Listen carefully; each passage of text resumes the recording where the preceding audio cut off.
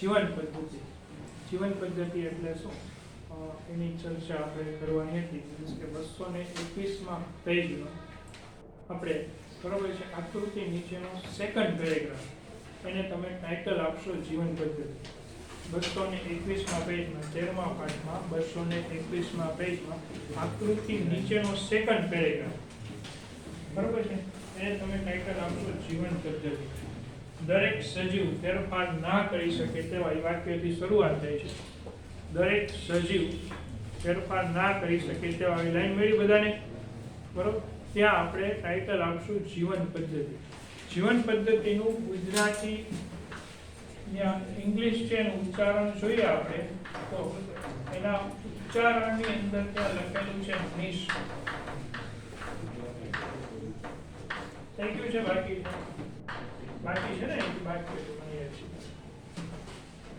બે વખત એમસીક્યુ નીટમાં પૂછાઈ ગયેલો. બંને વખત ટાઇટલમાં જીવન પદ્ધતિ નહોતો એટલું નિશ આપેલું. અને આપણે 11th માં તમને કીધેલું હતું કે ગુજરાતીની બાજુમાં આવતા ઇંગ્લિશ શબ્દને યાદ રાખવા. બે વખત આ નિશ શબ્દથી છે પૂછાઈ દીધેલું છે. પણ જીવન પદ્ધતિ એટલે શું એની ચર્ચા કરીએ તો કોઈ પણ પરિસરની અંદર કોઈ પણ વસવાટમાં કોઈ પણ સજીવ પોતે કેવા કાર્ય કરે છે, કઈ રીતના પોતાની ભૂમિકા શું છે, આ બાબતને સજીવની જીવન પદ્ધતિ કહેવાય. જેમ કે જંગલની અંદર સિંહ છે એ કયા કાર્ય સાથે સંકળાયેલો છે તો કે જંગલમાં સિંહ માંસાહારી તરીકેની ભૂમિકા ભજવે છે. એની જીવન પદ્ધતિ માંસાહારીની લાઈફસ્ટાઈલ અનુકૂળ હશે. હરણ છે તો હરણની જીવન પદ્ધતિ છે એ તૃણાહારી તરીકે હશે. વનસ્પતિની જીવન પદ્ધતિ છે એ શેના તરીકેની હશે? ઉત્પાદકો તરીકેની. કારણ કે વનસ્પતિ ઉત્પાદકો તરીકે વર્તે છે એટલે ઉત્પાદકોની જીવન પદ્ધતિ દર્શાવશે. કોઈક તૃણાહારીની જીવન પદ્ધતિ દર્શાવશે, કોઈક માંસાહારીની જીવન પદ્ધતિ દર્શાવશે. તો અળસિયા જેવા પ્રાણીઓ છે વિઘટકો તરીકેની જીવન પદ્ધતિ પણ દર્શાવશે. આમ અલગ અલગ સજીવો અલગ અલગ પ્રકારની જીવન પદ્ધતિ દર્શાવે. આ જીવન પદ્ધતિ નક્કી કરવા માટે બે બાબતો પર ધ્યાન દેવામાં આવે છે. એક, દરેક સજીવ પાસે ફેરફાર ન કરી શકે તેવા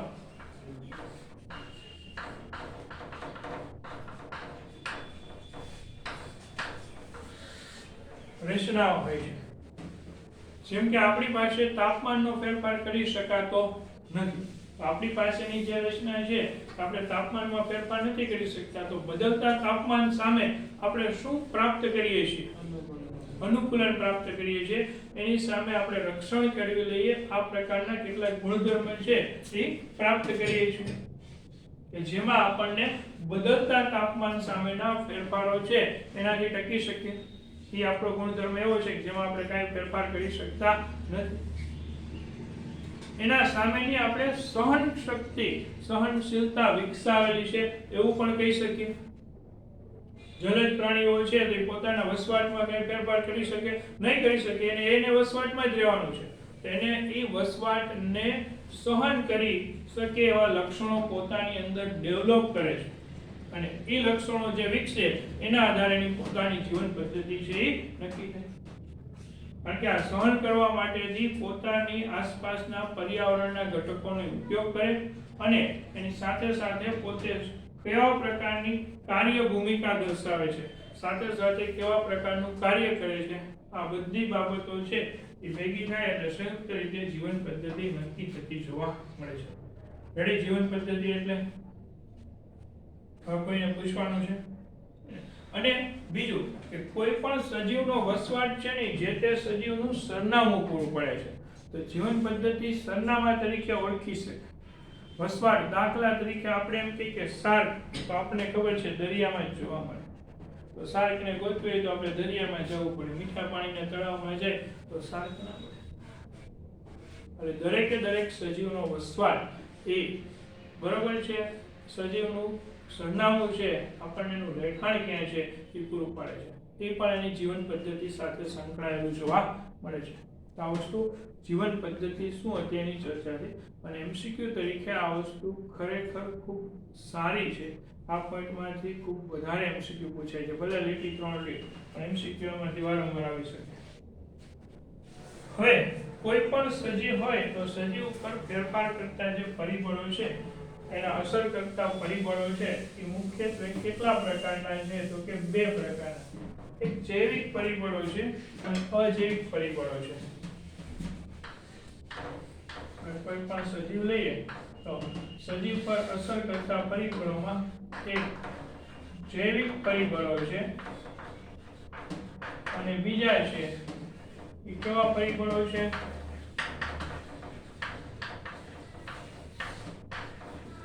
અજૈવિક પરિબળો. બે પ્રકારના પરિબળો છે, જૈવિક પરિબળો અને અજૈવિક પરિબળો. આપણે અહીંયા પહેલા અજૈવિક પરિબળોની ચર્ચાઓ કરવાના છે. સૌથી પહેલા અજૈવિક પરિબળ એટલે ક્યાં તો કે આપણે ક્રમ અનુસાર લખીએ તો તાપમાન પહેલું, પાણી એક બીજું, પ્રકાશ એક ત્રીજું અને ભૂમિ એક ચોથું. આ ચાર અજૈવિક પરિબળો છે, મુખ્ય પરિબળો. એમાં એની સૌથી વધુ અસરકારકતા અથવા સૌથી વધુ કોણ મુખ્ય છે એ આપણે અહીંયા ક્રમ અનુસાર લખ્યા છે. આપણને એમ પૂછે કે નીચેના પૈકી સૌથી વધુ અગત્યનું અજૈવિક પરિબળ પ્રથમ ક્રમે કયું આવે તો પ્રથમ ક્રમે સૌથી પહેલા અગત્યનું પરિબળ કયું આવશે? તાપમાન આવશે. બરાબર છે. પછી દ્વિતીય ક્રમનું અજૈવિક પરિબળ અસરકારક કયું રહેશે? પાણી. તૃતીય ક્રમનું અજૈવિક પરિબળ પ્રકાશ. ચતુર્થ ક્રમનું ભૂમિ અથવા તો જળ. તો આપણે હવે તાપમાનની સામે ચર્ચા કરવાની છે કે તાપમાન સજીવોના જીવન ઉપર કઈ રીતના અસર કરે છે. તો તાપમાનને આધારે પૃથ્વીને કેટલા ઝોનની અંદર વહેંચી દીધી છે?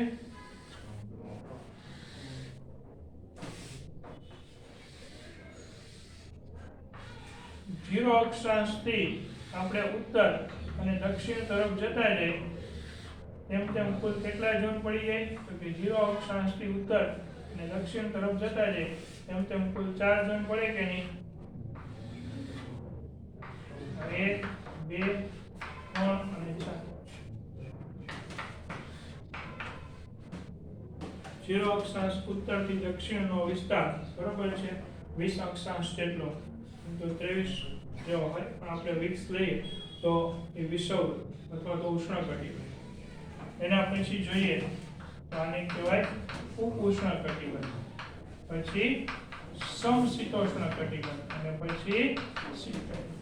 આવા વિસ્તારો શા માટે પડે છે? કારણ કે સૂર્ય અને પૃથ્વી બંને પરિભ્રમણ કરે છે. પૃથ્વીનો જે ભાગ સૂર્યની સામે આવે છે ત્યાં રેડિયેશન સીધું હોય છે, એટલે ત્યાં તાપમાન ઊંચું રહે છે. જેમ જેમ રેડિયેશન આમ ત્રાંસું થતું જાય બંને છેડાના વિસ્તારમાં એટલે ઓછું સૂર્યનું રેડિયેશન પ્રાપ્ત થાય છે, એટલે અહીંયા તાપમાન કેવું રહે છે? નીચું જોવા મળે છે. તો તાપમાનને આધારે આપણે ધ્રુવ પ્રદેશથી વિષુવવૃત્ત પ્રદેશ તરફ આવતા જઈએ તો તાપમાનમાં સતત વધારો થતો નોંધાય, અને વિષુવવૃત્ત પ્રદેશથી આપણે ધ્રુવ પ્રદેશ તરફ જતા જઈએ તો તાપમાનમાં સતત શું નોંધાશે? ધ્રુવ પ્રદેશના એવા વિસ્તારો છે કે જ્યાં 12 માસ તાપમાન 0°C નીચે રહે છે. બરાબર છે. તો વિષુવવૃત્તના વિસ્તારો એવા છે કે જ્યાં ઉનાળા દરમિયાન રણ પ્રદેશના કેટલાક વિસ્તારો એવા છે કે જ્યાં તાપમાન છે એ 50 ડિગ્રી કરતાં વધારે જોવા મળે છે. સહારાના રણમાં છે એ 50 ડિગ્રી 52 ડિગ્રી જેટલું તાપમાન થઈ જાય. આપણે અહીંયા ઉનાળા દરમિયાન આપણે જોઈએ તો ઉનાળા દરમિયાન આપણે 45 48 48 ડિગ્રી જેટલું તાપમાન તો અનુભવીએ જ છીએ, અને શિયાળા દરમિયાન આપણે અહીંયા તાપમાન છે એ નીચું જાય છે. એટલે તાપમાનનું ખૂબ મોટું વેરિએશન છે, અને તાપમાનનું વેરિએશન છે એટલે તાપમાનને બદલાવી શકીએ છીએ? નથી બદલાવી શકતા. બહારના તાપમાનને આપણે કંઈ કરી શકીએ નહીં. તો એની સામે આપણે કેટલાક અનુકૂલનો વિકસાવી લઈએ છીએ. આપણે એટલે પ્રાણીઓ, વનસ્પતિઓ, સજીવો અનુકૂલનો વિકસાવી લઈએ છીએ કે જે આ અનુકૂલનો છે આપણને બરાબર છે એની સામે ટકી રહેવા માટે મદદરૂપ બને છે. એના પરિણામે જુદા જુદા તાપમાનના ઝોન જોઈએ તો ત્યાં જુદા જુદા અનુકૂલન કેળવેલા સજીવો હશે, એટલે જુદા જુદા વિસ્તારમાં આપણને જીવ વિવિધતા જોવા મળે છે. જૈવ વૈવિધ્ય આખું જોવા મળે છે. તાપમાનના આધારે ક્યાંક વધુ તાપમાન ધરાવતા સજીવો હશે તો ક્યાંક ઓછા તાપમાન ધરાવતા વિસ્તારમાં એવા સજીવો છે. ધ્રુવ પ્રદેશમાં કેટલાક પ્રાણીઓ છે વસવાટ કરે છે, કેટલાક વિષુવવૃત્ત પ્રદેશમાં વસવાટ કરે છે, અને કેટલાક રણ પ્રદેશમાં ઊંચા તાપમાને સજીવો વસવાટ કરે છે. તો એની અનુકૂલિત થયેલા છે. આપણે ખબર છે કે ગરમ પાણીના ઝરણાઓ જ્યાં 100 સેલ્સિયસ કરતા વધુ તાપમાન હોય છે ત્યાં કેટલીક માછલીઓ હોય છે, ક્યાંય કેટલાક બરોબર છે બેક્ટેરિયા છે જીવે છે, થર્મો એસિડોફિલ્સ બેક્ટેરિયા બરોબર છે ગરમ પાણીના સલ્ફરના ઝરણાઓમાં જીવતા જોવા મળે છે. જ્યાં દબાણ 100 સેલ્સિયસ કરતા વધારે છે એવા વિસ્તારમાં કેટલીક માછલીઓ છે એ જીવે છે. એટલે તાપમાનને આધારે દરેક સજીવ છે પોતાના ચોક્કસ વિસ્તાર પૂરતા છે એ જીવે છે. તાપમાનને આધારે દરેક સજીવો છે પોતાના ચોક્કસ વિસ્તારમાં જીવતા હોય છે. એટલે આપણે જોઈએ તો આંબા છે ને આપણે અહીંયા જ થાય. ધ્રુવ પ્રદેશની અંદર આપણે કેરી ઉગાડવા જઈએ તો ધ્રુવ પ્રદેશમાં આંબા ઉગી શકતા નથી, કારણ કે એને ઉગવા માટે ઊંચું તાપમાન જોઈએ છે.